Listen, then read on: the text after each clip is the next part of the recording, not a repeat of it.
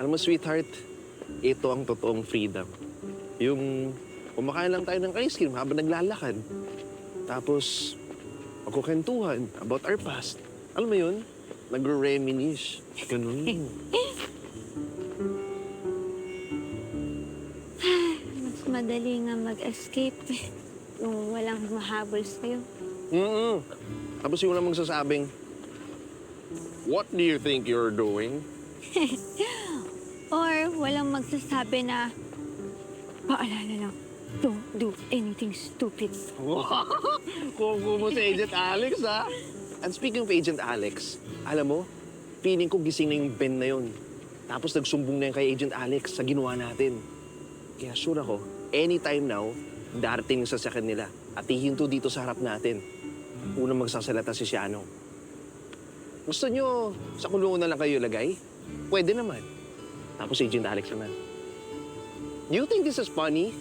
You're ruining everything.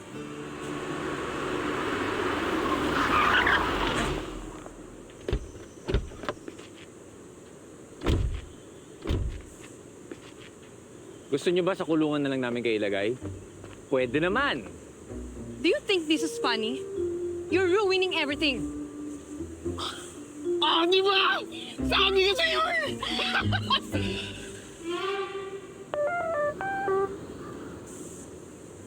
Sorry, kumain na kami ng ice cream. Wala kasing ice cream dun sa safe house eh. Kaya lumabas kami. Yeah. We needed ice cream too. Please, Cha. Alam niyo ba na dahil sa ginawa niyo, mas lalong hindi kayo pagkakatiwalaan ng agency. Sorry na, pabalik na rin kami. Naunahan nyo lang kami dahil may sasakan kayo eh. Sige na, tara na. Sabay na lang tayo Pasok. papalik.